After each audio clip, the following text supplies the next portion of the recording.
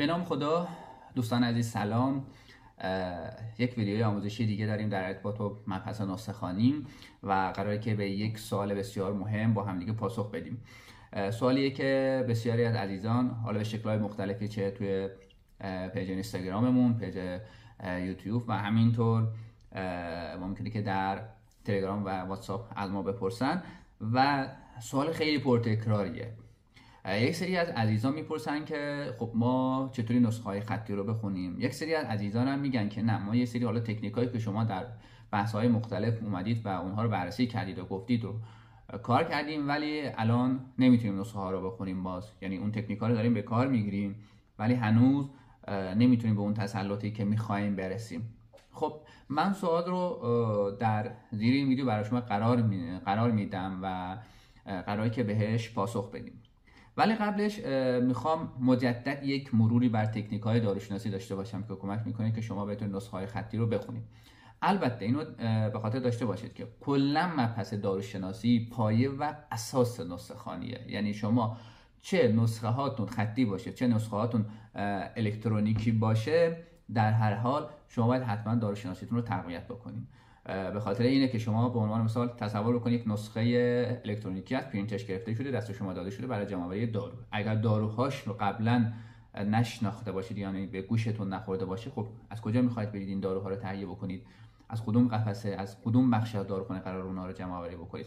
پس به خاطر همین حتما باید داروشناسیتون رو تقویت بکنید. برای ورود به داروخونه 300 400 تا دارویی که به صورت پرتکرار و پرکاربرد هستن کفایت میکنه دوستان. یعنی شما اگر بتونید همین مقدار داروها رو یاد بگیرید برای ورود به داروخونه کافیه.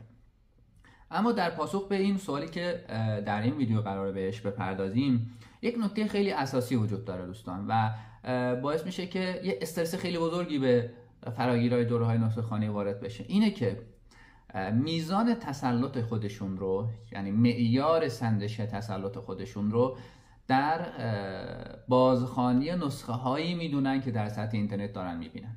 یعنی شما توی پیج ها یا کانال های عضو هستید و روزانه تعداد زیادی نسخه در اونجا قرار داده میشه و شما میرید بررسی میکنید. مثلا من از 10 تا دارو 5 تا دارو فقط 2 تاشو میتونم تشخیص بدم، یا از 10 تا نسخه فقط 3 تاشو میتونم داروهاش رو تشخیص بدم. خب این طبیعیه دوستان. در سطح اینترنت هر روز یک مدل دستخط میبینید از پزشکایی بسیار بسیار زیادی، شاید به بیش از 1000 تا پزشک برسید تعدادشون، و از هر کدومشون شاید نهایت 2-3 تا نسخه دارید میبینید. خب این مسلماً به خاطر تنوع دستخط و تنوع پزشک ممکنه که شمایی که تازه دارید شروع به نسخه خوانی میکنید براتون سخت باشه دیگه. این همه دستخط، این همه نمیدونم دارو، این همه تنوع، خب براتون سخته. مسلما نمیتونید همه اون دستخط‌ها رو تشخیص بدید و همه اون داروها رو هم. ولی وقتی که شما توی یک داروخونه خاصی در یک بخشی از شهر دارید کار میکنید، دور بر شما یک سری پزشکایی هستن که مطمئنا در روز از اونها نسخه دریافت میکنید و دیگه مثلا از بخش‌های مختلف کشور هر روز بهتون نسخه نمیاد. عموما بالای 80-90% نسخه‌ای که دریافت میکنید در واقع نسخه‌ای هستن که از پزشکای محدوده خودتون دارن بهتون میاد و در نتیجه اونقدر در روز از این پزشکا بهتون نسخه میرسه که شما در کمتر از حتی 1 ماه به اون نوع نوشتار داروها در نسخه های معروف به اون پزشکا کاملا مسلط میشید و اون وقته که میبینید که آره من تصوری که از نسخه های سطح اینترنت داشتم مثلا کلا متفاوته. ولی من این که دارم الان توی داروخونه کار میکنم، پزشکای محدود هستم و من خیلی راحت تونستم به دستخط اینا مسلط بشم و راحت میتونم الان نسخه هاشون رو بخونم. پس این رو در نظر داشته باشید. شما اگر بتونید یه تعدادی از نسخه هایی که در سطح اینترنت هستند رو هم بخونید، برای ورود به داروخونه کفایت میکنه. وارد داروخونه که شدید خیلی سریعتر از اون چیزی که فکر میکنید راه میافتید. پس این استرس و ترس رو از خودتون دور بکنید. ولی برای اینکه بتونید اون مقدار اولیه تشخیص دارو رو داشته باشید، یک سری تکنیک های وجود داره. ما این تکنیک ها رو آوردیم و در یک جزوه قرار دادیم. خب یه سری از عزیزان حالا اینا رو دریافت کردن، یه سری عزیزان حالا ندارنشون. این تکنیک ها به شکل یک جزوه تشابهات دارویی پیش‌بند و پس‌بند ها هست. دور بر 40 صفحه PDF هست و در اون ما اومدیم و اون تکنیک‌های داروشناسی رو قرار دادیم و تکنیک‌های کمک میکنه شما نسخه‌های پزشکی رو تشخیص بدید. من حالا اینجا بهشون اشاره میکنم و یه چند تا مثال هم براتون میزنم و در واقع میخوایم از طریق این حالا صحبت‌هایی که میکنم به اون سوالی که پرسیده شده هم پاسخ بدیم. خب تکنیکایی که به ما کمک میکنه که بتونیم نسخه‌های خطی رو بهتر درک بکنیم، مهمترینش بچه‌ها دیکته دارویی هست.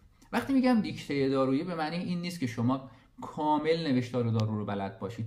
به عنوان مثال مثلا کلورفنیرامین رو دقیقاً بدونید که با چه حروفی نوشته میشه. وقتی میگم دیکته دارویی، هدف اون در اون چند تا حرف شروع کننده اسم دارو هست. به عنوان مثال داروهایی که با کلور شروع میشن و من همیشه این مثال رو میزنم، مثلا کلورامفنیکول، کلور دیازپوکساید، کلورفنیرامین و کلورپرومازین. ببینید اون کلوره یا اون بخش اول دارو هست که در خوندن نسخه های خطی به ما کمک میکنه و ما اگر بیاییم و این تشابهات نوشتاری داروها رو در واقع مرور بکنیم و اونها رو یاد بگیریم، متوجه میشید که چقدر میتونه که در خوندن نسخه های کاغذی به ما کمک بکنه. به کار فقط به در واقع این کلورات تموم نمیشه دیگه. فقط این داروها نیستن و داروهای خیلی زیادی هستن که حالا من نمونه‌هاش اینجا براتون میگم، مثلا سیپروفلوکساسین، سیپروهپتادین، سیپروترون کامپان، سیپروترون استات، اینایی که مثلا با سیپرو شروع میشن. حالا نوع نوشتار مثلا سیپروفلوکساسین با سیپروهپتادین فرق میکنه و اینها چیزایی هستن که شما باید خودتون دنبال بکنید و در جزوه داروشناسیتون حتما اونو مد نظر قرار بدید و اگر ندارید حتما تهیه بکنید دوستان. یا مثلا دارویی مثلا کلونازپام و کلونیدین که هر دو با کلون شروع میشن و خب اگر بتونیم که این تفکیک بین تمایزی بین این دو تا دارو داشته باشیم کمک میکنه که راحت‌تر تشخیصش بدیم. به عنوان مثال کلونازپام یک داروی آرام بخش هست و دوزهایی که داره قرص‌های 1 و 2 میلی گرمی هست، در صورتی که کلونیدین یکی از قرص‌های ضد فشار خون هست و دوزش 0.2 میلی گرم هست و می‌بینیم که با تکیه بر اون بخش اول دارو یعنی کلون در این دوتا دارو و همینطور بررسی دوز دارو خیلی راحت میتونیم که این دارو رو تشخیص بدیم. و مثال‌های زیادی وجود دارن دوستان که ما از طریق دیکته دارو یعنی نوشتار دارو میتونیم اونها رو تشخیص بدیم. خب شما الان یه داروشناسی دستتون هست دیگه، دارید داروها رو مطالعه میکنید، میتونید بیاید و داروهایی که از نظر نوشتاری شبیه هم هستن رو بررسی بکنید و اونها رو کنار هم قرار بدید، یا اینکه جزوه هایی که ما تهیه کردیم رو استفاده بکنید. خیلی راحت تر است، به جای اینکه شما ساعت ها وقت بذارید اینها رو بیاد کنار هم قرار بدید، ما این کار رو برای شما انجام دادیم و خیلی راحت میتونید جزوه رو تهیه بکنید و این شباهت های نوشتاری رو و تفاوت هایی که بینشون وجود داره رو در اختیار داشته باشید، مطالعه بکنید و خودتون متوجه اون افزایش تواناییتون در خوندن نسخه‌های پزشکی خواهید شد. پس نکته اول شد دیکته دارو، یعنی شما اگر دیکته دارو رو خوب بتونید تشخیص بدید، بشناسید، میتونید نسخه‌های پزشکی رو راحت در تشخیص بدید. مورد دوم دوزهای دارویی هست دوستان. ما دوزها رو به دو بخش تقسیم میکنیم. یک بخشی از دوزها رو من بهشون میگم خوش دوزها یا دوزهای خاص دارویی که کمک میکنه که ما به واسطه فقط این دوزه دارو رو تشخیص بدیم.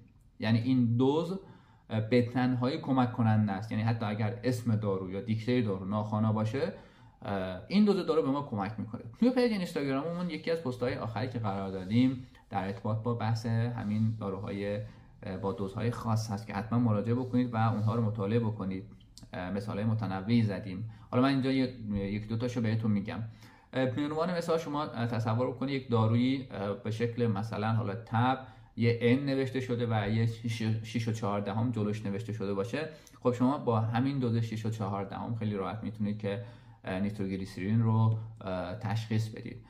6.14 نیتروگلیسرین هست و 2.6 14 هست و میبینید که اینها دوزهایی هستن که اختصاصی یک داروی خاصن و خیلی راحت میتونید از طریق این دوزها اونا رو تشخیص بدید. البته تعدادشون خیلی زیاده، مثلا کواموکسیکلاو 6.25 یا شکل سوسپانسیون کواموکسیکلاو که دوزهای متنوعی داره، 228 312 457 و 643 دوزهای داروی استروژن کنجوگت هورمون‌های جنسی زنانه با دوزهای 625,000 و 1.25 نیتروگلیسرین رو که حضورتون عرض کردم، اسیتامینوفن با دوز 625، آسپرین و جنتامایسین با دوزهای 80 میلی گرم، دیگوکسین بسیار مهم 25 میلی گرم و سایر داروهایی که همونطور که عرض کردم میتونید در پیج اینستاگراممون اونها رو حتما بررسی بکنید و یه تعدادی از اونها رو یاد بگیرید. خب کمک میکنه دیگه دوستان. یکی از در واقع تکنیک هاییه که خیلی در تشخیص نسخه های کاغذی به ما کمک میکنه. اگه میخواید مثال هایی از این در واقع دوزهای خاص و تکنیک ها رو ببینید، حتما پیج یوتیوبمون رو در واقع ببینید. اون ویدیوهای آخری که قرار دادیم، مثال هایی که برای نسخه های پزشکی باشون تمرین کردیم، اونجا گفتیم و حالا میتونید بررسی بکنید.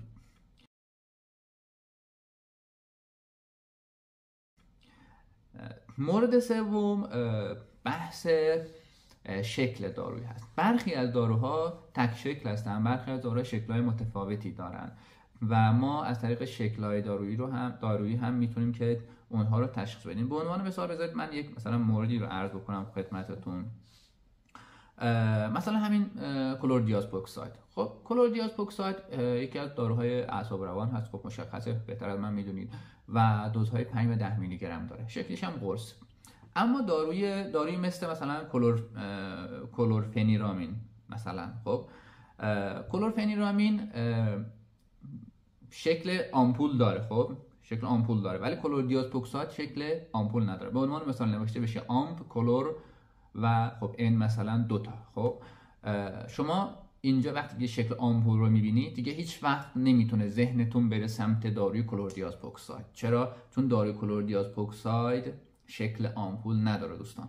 و وقتی که ما این اشکال دارویی رو هم میشناسیم، یعنی میدونیم کدوم دارو کدوم شکل رو داره، کمک میکنه که بتونیم که اون تشابهات دارویی رو هم کنار هم قرار بدیم و دارو رو تشخیص بدیم. پس شما وقتی که دارید داروشناسیتون رو مطالعه میکنید، حتما باید به دیکته دارو توجه داشته باشید. همونطور که عرض کردم تشابهات نوشتاری داروها رو بررسی بکنید. داروهایی که نوشتار یکسانی دارن یا شروع یکسانی دارن، اونها رو حتما بررسی بکنید و تفاوتاشون رو ببینید چیا هستن. کدوم شکل شربت داره، کدوم شکل قرص داره، نمیدونم آمپول داره، اینا. مورد دوم دوزهای دارویی. حتما داروها رو با دوزهاشون یاد بگیرید. اگر فکر میکنید که این دوزها فرار هستن، خب یه مقدار طبیعیه. برای اینکه بتونید این دوزها رو بهتر یاد بگیرید، پیشنهاد من این هست که شما حتما در مورد هر کدوم از داروهایی که فراموش میکنید توی اینترنت سرچ بکنید و اونجا بیاید و جعبه داروها رو ببینید، شکل‌های مختلف داروها رو ببینید و دوزهاشون رو هم روی جعبه‌های داروها بررسی بکنید. اگر میتونید این شکل داروها و جعبه داروهایی که تصویرشون رو توی اینترنت دارید میبینید رو ذخیره بکنید روی گوشیتون و روزانه اینها رو مرور بکنید و به شکل اسلایدی روی گوشیتون و این رو چند روز پشت سر هم تکرار بکنید. میبینید بعد مثلا یک هفته 2 هفته شما تسلط کاملتری بر روی اون دوزهای دارویی پیدا کردید.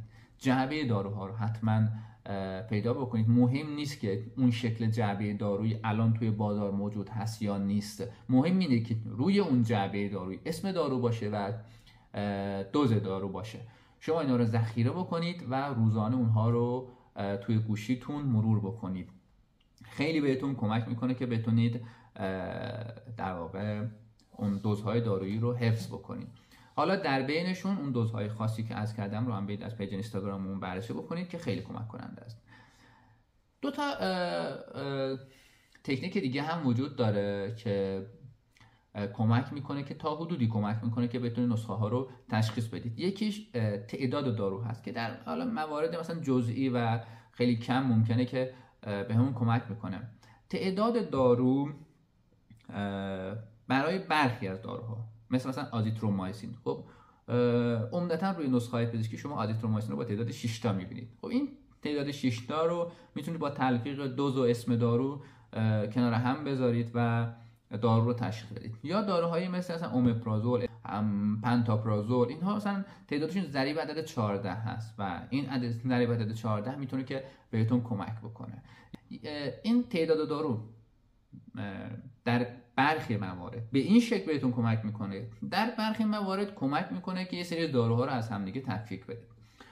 به عنوان مثال شما مثلا شکل دارویی رو اصلا نمیتونید بخونید، آمپول چیه اصلا نمیتونید بخونید، جلوش یه دونه کلور نوشته شده و انتهاش n=1 نوشته شده. شما به نظرتون میتونید بگید که مثلا حالا من شکل دارویی رو که نمیتونیم بخونیم، خب دوز هم که وجود نداره، میتونیم بگیم این کلوردیازپوکساید؟ به نظرتون نه.